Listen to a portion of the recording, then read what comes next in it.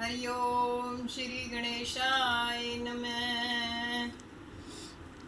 वो श्री कृष्ण भगवान की जय। ओम नमो भगवते वासुदेवाय। ओम नमो भगवते वासुदेवाय। ओम नमो भगवते वासुदेवाय। हो श्री कृष्ण भगवान की जय। हो श्री सुखदेव जी भगवान की जय। श्रीमद् भागवत महापुराण चौथा स्कंद 30वां अध्याय।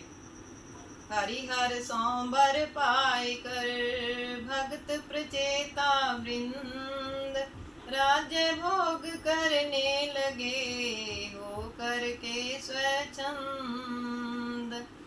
भक्त विदुर जी पूछने लगे, हे मुनिराज, आपके मुखारविंद से मैंने राजा प्राचीन वहिर की कथा एवं उनके वैराग्य धारण होने का प्रसंग तो सुन लिया। अब आप यह बताइए कि उनके पुत्रों ने समुद्र के जल में खड़े होकर तथा मंत्र स्तोत्रों को जपते हुए श्री हरि भगवान तथा श्री रुद्र भगवान का समान भाव से परम तप किया। फिर इसके पश्चात तप बल से उन्होंने श्री विष्णु जी से मन वांछित वरदान भी पा लिया। पुनः उन्होंने क्या कार्य किया, सो वह कथा मुझको स्पष्ट रूप से सुनाइए। मैत्रेय जी कहने लगे, हे विदुर जी, प्रचेता गणों ने अपने पिता की आज्ञानुसार समुद्र के जल से 10,000 वर्ष तक एक पांव से खड़े होकर परम तप किया, जिससे प्रसन्न होकर विष्णु भगवान तथा रुद्र भगवान ने उनको एक साथ अपने दिव्य दर्शन दिए। तब रुद्र उपासकों को भगवान रुद्र के दर्शन हुए तथा श्री हरि वासुदेव के उपासकों को विष्णु भगवान के दर्शन हुए। प्रचेताओं के मन में शिव और विष्णु में कोई भेदभाव न था, अतः भगवान विष्णु उनके रुद्र स्तोत्र के जप से अत्यंत संतुष्ट हुए और उन सब प्रचेताओं को भगवान विष्णु वरदान देते हुए बोले, हे राजपुत्रों, मैं तुम्हारी तपस्या से अत्यंत प्रसन्न हुआ हूँ। तुम सब अपनी अपनी इच्छा अनुसार मुझसे वरदान प्राप्त करो। मैत्रेय जी बोले, हे विदुर, तब प्रचेता गणों ने उनको साष्टांग दंडवत प्रणाम किया और भगवान ने उनको अपने हृदय से लगा लिया और उनका आदर बढ़ाने के लिए वरदान देते हुए बोले, हे प्राचीन वहिर के पुत्रों, जो मनुष्य प्रातः काल तथा संध्या काल में तुम्हारा ध्यान करेगा तथा तुम्हारे स्त्रित्र को गावेगा, उसका कुटुंब में हुआ द्वेष सर्वदा मिट जाएगा तथा उसका भाइयों में सदैव प्रेम बढ़ता रहेगा। संसार में उसकी सुकीर्ति अमर बनी रहेगी। जो कोई प्रातः काल में रुद्र गीत से मेरी स्तुति करेगा, उसे मैं उसकी इच्छा अनुसार वर देता हुआ उसकी निर्मल बुद्धि करूंगा। पुत्रों, तुमने अपने पिता की आज्ञा पालन की है, अतः तुम्हारी निर्मल कीर्ति जगत में प्रकाशित होगी। हे राजकुमारों, तुम्हारे एक गुणवान एवं कीर्तिवान पुत्र होगा, जो ब्रह्मा जी के समान प्रजा की वृद्धि करेगा। स्त्री प्राप्ति की तुम कोई प्रकार की चिंता मत करो, क्योंकि परमलोचा नामक अप्सरा के गर्भ से कंडू ऋषि ने एक सुरूपा नामक कन्या प्रकट कर दी है। एक समय ऋषिराज कंडू तपस्या करने के लिए वन में चले गए। उन्होंने वहां इंद्रियों को वश में करके परम तप किया। उनकी प्रबल तपस्या देखकर इंद्रराज घबराया कि ऋषि कंडू तप बल से कहीं मेरे इस इंद्रासन को ना छीन लें। अतः ऐसा विचार कर देवराज इंद्र ने अपनी अत्यंत रूपवती परमलोचा नामक अप्सरा को समझाकर उनकी तपस्या भ्रष्ट करने के लिए उनके पास भेजा। वह अप्सरा इंद्रदेव की आज्ञानुसार ऋषिराज के सन्निकट आई और अपने हाव भावों से उनके मन को मोहने लगी। अंत में ऋषि कंडू उस कमल नयनी अप्सरा पर मुग्ध हो गए और उससे प्रकट हुई अपनी काम पीड़ा उन्होंने शांत की, जिसके फलस्वरूप ऋषि वीर्य से एक स्वरूपवती कन्या प्रकट हुई और तब ऋषि राज क्षीण कांतिवान हो गए। उनका तप तेज नष्ट हो गया। तब अपना स्वार्थ सिद्ध करके परमलोचा अप्सरा उस कन्या को वहीं ऋषि आश्रम पर छोड़कर शीघ्र ही स्वर्ग को चली गई।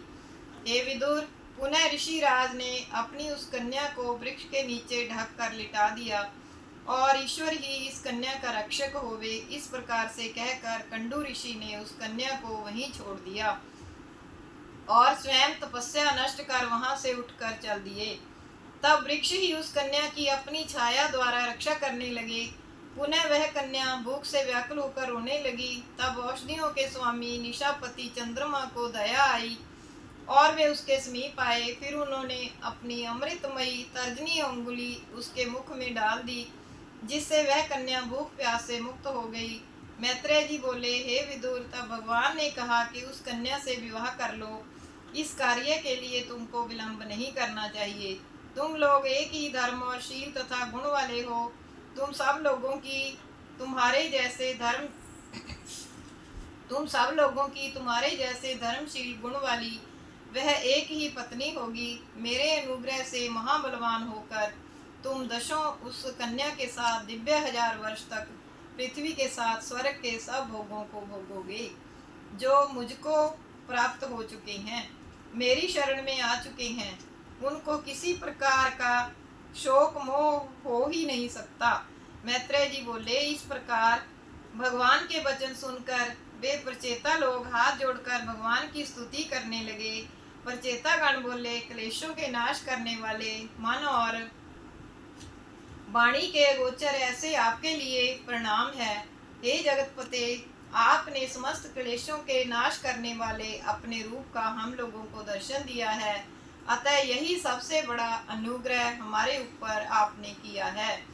इससे हम कृतार्थ हो गए। हे अमंगल नाशक भगवान, ये हमारे ही हैं, ऐसा समझकर हम लोगों के ऊपर सर्वदा कृपा करते रहिए। हे ईश, समस्त प्राणियों के हृदय कमल में विराजमान होते हुए आपसे हमारा अभिप्राय छिपा हुआ नहीं है। हे जगतपते, आपकी जो कृपा हुई है यही हमारे लिए सबसे बढ़कर वर प्राप्त हो गया है। इससे बढ़कर और क्या वर हमें चाहिए। जिस प्रकार भौरा कल्प वृक्ष को पाकर फिर किसी वृक्ष की चाहना नहीं करता है, उसी तरह आपके चरणार बिंदुओं को प्राप्त करके हम लोगों को अब किस वरदान की अभिलाषा विशिष्ट रह जाती है, अर्थात किसी की भी नहीं। किंतु हे भगवान, फिर भी हम यह वर चाहते हैं कि कर्मों से जिस जिस योनि में जाना पड़े उस योनि में आपके भक्तों का सत्संग हमें प्राप्त होता रहे। आपके भक्त के संग में एक क्षण के लिए भी हम स्वर्ग और मोक्ष की तुलना नहीं करते हैं। जिस सत्संग में आपकी पुण्य पवित्र कथाएं होती रहती हैं, जिन कथाओं से के प्राणियों के द्वेष भाव आदि सब नष्ट हो जाते हैं, जिन कथाओं से मुनियों द्वारा साक्षात नारायण की स्तुति होती रहती है, उन मुनियों का समागम संसार के क्लेशों से दूर रहने वाले पुरुषों को ही अच्छा लगेगा। आहा, हम लोग शिवजी महाराज के थोड़ी देर के ही संग से मृत्यु रूप रोग के नाश करने वाले आप जैसे वैद्य को प्राप्त हो गए। हे भगवान, हमने जो कुछ स्वाध्याय किया है तथा जो कुछ गुरु ब्राह्मण और वृद्ध जनों की सेवा की है और जो कुछ तप किया है, वह सब आपकी प्रसन्नता के लिए ही है। मनु जी, ब्रह्मा जी, शिव जी आदि भी जिनका पार ना पाते हुए जन्म पर्यंत स्तुति करते रहते हैं, ऐसे शुद्ध शांत सत्वी मूर्ति वाले आप श्री वासुदेव भगवान को हमारा प्रणाम हो। मैत्रेय जी बोले, इस प्रकार स्तुति किए गए भगवान अपने धाम को चल दिए। फिर प्रचेता समुद्र के जल से जो बाहर निकले तो उन्होंने पृथ्वी को वृक्षों से ढकी हुई देखी। उन वृक्ष लताओं को नष्ट करने के लिए उन्होंने अपने मुखों से अग्नि और वायु को प्रकट किया। इस प्रकार समस्त वृक्ष और लताएं जलने लगीं। तब ब्रह्मा जी वहां आए और उनके क्रोध को शांत करने के लिए जलने से बचे हुए वृक्षों से कन्या लेकर उनके लिए दे दी। उन प्रचेता गणों ने ब्रह्मा जी की आज्ञा से वारक्षा नाम की कन्या के साथ विवाह कर लिया। यह कन्या कंडू ऋषि से अप्सरा में उत्पन्न हुई थी तथा जिसका पालन पोषण वृक्षों ने किया था, इसका दूसरा नाम मारिशा था। उन प्रचेता गणों से इस कन्या के गर्भ से दक्ष नामक पुत्र उत्पन्न हुआ। पहले यद्यपि दक्ष ब्रह्मा जी के पुत्र थे, किंतु शिव जी के अपमान करने के अपराध के कारण उनको दक्षिणा वंश में जन्म ग्रहण करना पड़ा। यह वही दक्ष प्रजापति हैं जिन्होंने के चाक्षुष मनवंत्र में काल वंश पूर्व देह के नष्ट हो जाने पर भगवान की आज्ञा से मानसिक प्रजा की सृष्टि की थी। उत्पन्न होते ही जिन दक्ष जी ने सब तेजस्वियों के तेज को अपने तेज से ढक दिया था, कर्मों में दक्ष चतुर होने के कारण ही सब लोग इनको दक्ष कहते हैं। भगवान ब्रह्मदेव ने इनको प्रजा की सृष्टि करने के लिए प्रजापति पद पर अभिषेक किया। फिर दक्ष ने अन्य मरीचि आदि प्रजापतियों को प्रजा की सृष्टि करने के लिए आज्ञा दी। बोल श्री कृष्ण भगवान की जय। ओम नमो भगवते वासुदेवाय। ओम नमो भगवते वासुदेवाय। ओम नमो भगवते वासुदेवाय। श्री कृष्ण गोविंद हरे मुरारे, हे नाथ नारायण वासुदेव। श्री कृष्ण गोविंद हरे मुरारे, हे नाथ नारायण वासुदेव।